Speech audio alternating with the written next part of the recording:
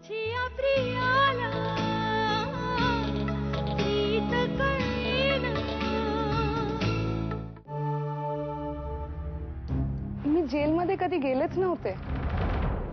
मला माहिती आहे तुमच्या डोळ्यासमोर माझं खूप वेगळं चित्र उभं केलं गेलेलं आणि तेच मी पुसायला आली. मी US मधनं आली आहे. मी तिकडेच परत जाणार आहे आणि तिकडेच सेटल होणार आहे. आणि तुमच्या मते जो वेळ मी जेलमध्ये होते तेव्हा मी जेलमध्ये नव्हते, मी US मध्ये होते. म्हणजे इथे ड्रग्ज वगैरे विकून सुद्धा तुला तुरुंगवास झालाच नाही? नाही आंटी, मी ड्रग्ज नाही विकत. मी तसली मुलगी नाहीये. मी कधीच माझ्या आयुष्यात असलं काही केलं नाहीये. Trust me.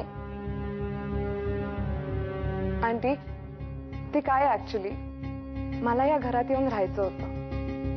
मेघनाशी मैत्री वाढवायची होती आणि हा सगळा प्लॅन नीट वर्कआउट करायचा होता.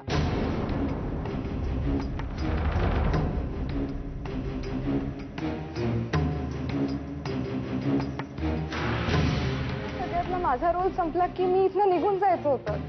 तेवढंच माझं काम होतं.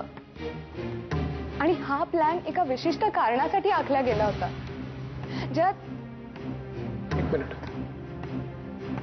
कोणी आखला होता हा प्लॅन? तुम्हाला माहित नाही? शमिकाचे डॅड अनिरुद्ध अंकल.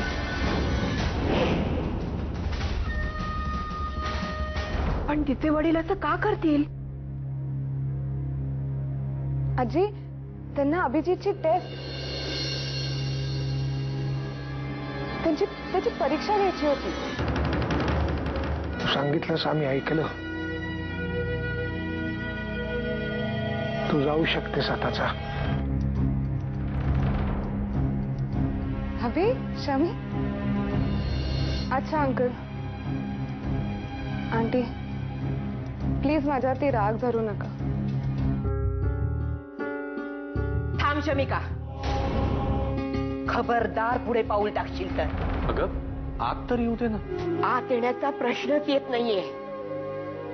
तिने या घरात यायचं नाही म्हणजे नाही. बाबा काय झालंय, काही कळणार आहे का?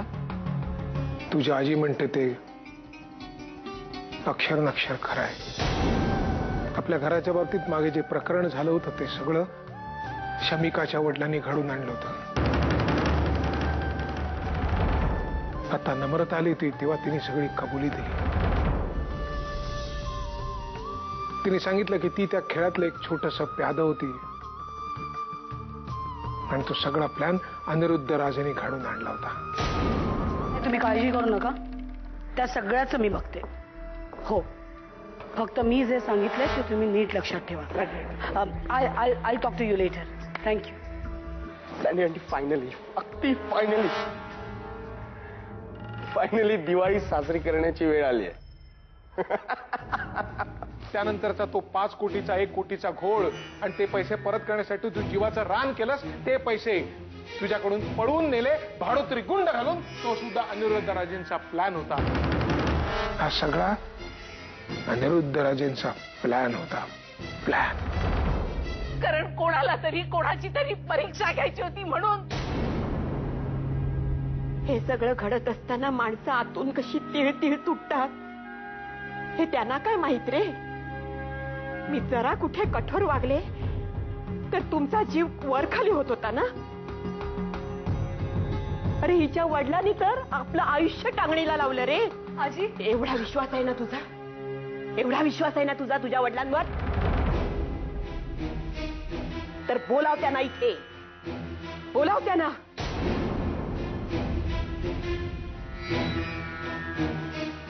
त्यांच्यामध्ये थोडी जरी माणुसकी असली आणि परमेश्वराची भीती वाटत असली ना तर होतील ते कबूल. बोलाव ना, बघूया तरी.